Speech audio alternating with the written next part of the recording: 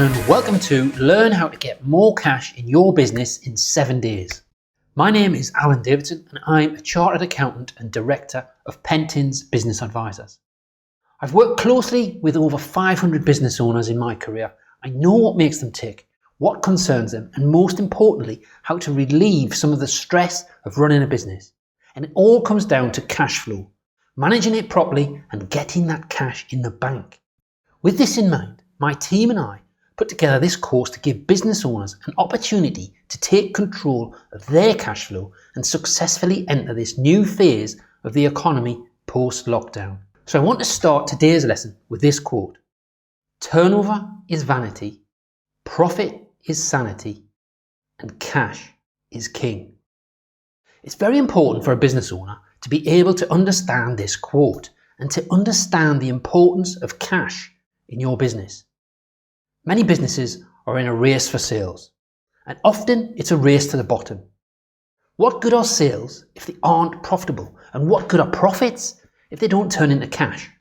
How many times has your accountant told you that you had a great year, you had a solid profit, but you haven't got any cash in the bank to show for it? This lesson today is all about challenging you to become much more aware of the cash flow errors you may fall into, and to do something differently in your business so that you improve your cash flow. A lack of profit is like a cancer. If it carries on for a long time, it will eventually kill you. But a lack of cash, that's like a heart attack. If you can't pay the rent, your business is dead. If you can't pay the wages, your business is dead. If you can't pay the suppliers, it's dead. It's all over. So you can't afford to be without cash. You can live without profit, but not without cash. It's very basic and simple advice, and it's timeless when it comes to business. Not only will a lack of cash kill the business, it could seriously damage your mental health. I've spent years working closely with business owners, and cash flow problems are by far the biggest cause of stress. And it can start with something as little as a few late payments and very quickly spiral out of control to a point where you can't pay the salaries, you can't pay yourself, and you have to close the business down. And trust me, I know how stressful this can be because I've been there. As a business owner myself, I went through a very similar thing back in 2002 when I first took over this business. Our firm lost some very big clients, and we didn't take action quickly enough. We lost control of our cash flow and almost lost control of the business as well. It wasn't until that point that we started looking at cash as the lifeblood of our business. We had to work hard to improve our cash flow to get to a point where instead of struggling on the bottom right-hand corner of the stress map, we moved all the way to the top left, the stress-free zone. It's now been almost a decade since we encountered any cash flow problems, and believe me, the strong cash flow control zone, which is the stress-free zone, is where you need to be. It's a much better place. It gives you the ability to make confident financial decisions. It increases the value of your business, and that's when you start to really work on growing your business and look to the future instead of worrying about just staying open to the end of the month. In my 30 odd years as a business advisor, I have seen countless examples of cash flow errors, and I've managed to group them together into 7 key principles. That if you manage these principles, that should help you avoid the mistakes that so many business owners make when managing their cash. Controlling cash, it's a mindset issue. You need to believe there is a way. Following the herd, in other words, trying to copy what the other businesses are doing around you, it's just not the best policy for cash.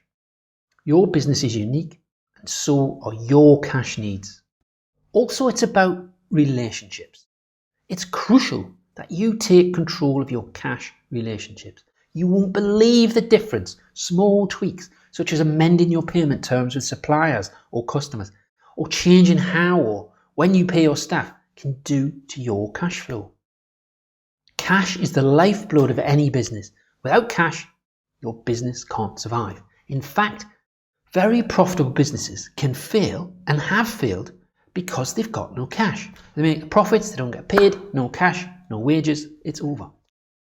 When a business is growing fast, often in startup mode, it needs working capital.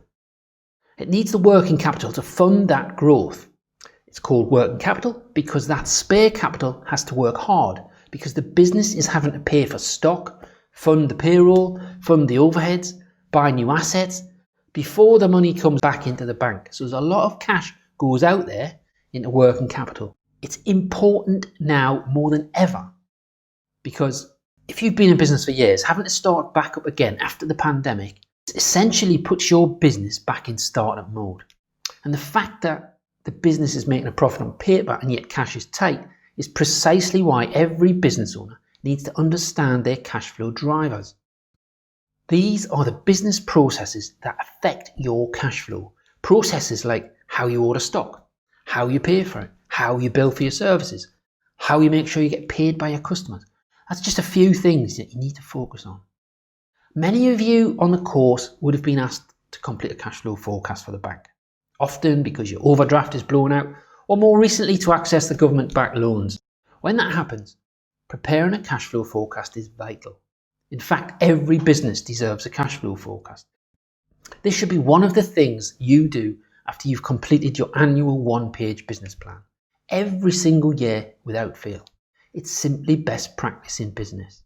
And yet, simply preparing a cash flow forecast every time the bank asks for one, it's not going to fix the underlying causes of poor cash flow. Borrowing more money from the bank, it's not a long-term solution and it costs you interest. By looking for the underlying causes of your poor cash flow and making some changes to your processes, you're not just treating the symptoms, you are treating the cause. So this won't just help our cash flow, it will build a much better and more valuable business. It will also reduce your frustration and stress levels enormously. So be open to change your processes. Even if you've been doing things the way you have been doing for decades, you should look back and assess whether or not something needs to change and how it can affect your cash. So just to show you how proper cash flow management can positively affect any business, even one that may be considered a failing business, let's look at a case study.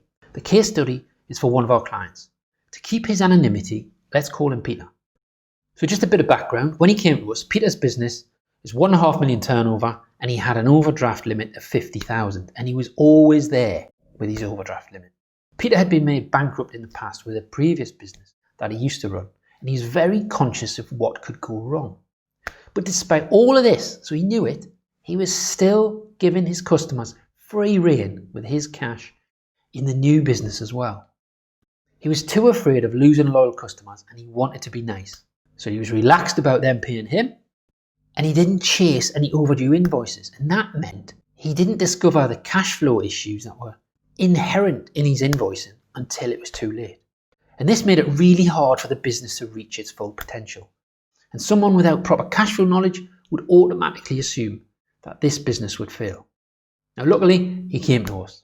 We had a look at his cash flow and we were able to identify all the little things that he was doing wrong. Minor little tweaks like changing the relationships with his customers, start chasing invoices on time, change some of his payment terms with his suppliers, very basic things. But it fundamentally improved his cash position. He went from maxing out on his overdraft every single month, worrying about could he pay the wages, could he pay himself, could he pay the tax bills, to having a positive balance of 75,000 in the bank. So he went from 50k overdraft to 75k in the bank. And that was without changing his prices, without getting new customers, just proper cash flow management. And it changed his business life and his personal life. He had more time freedom to spend with his friends and family, and overall the stress of running a failing business vanished. He was now eager to take advantage of the new opportunities and really grow his business. This lesson is all about understanding the importance of cash flow control and what can go wrong, but also about how simple adjustments can make a whole load of difference in your cash balance. So as promised, at the end of each lesson, I will give you a task to make sure everything you learn is put into action.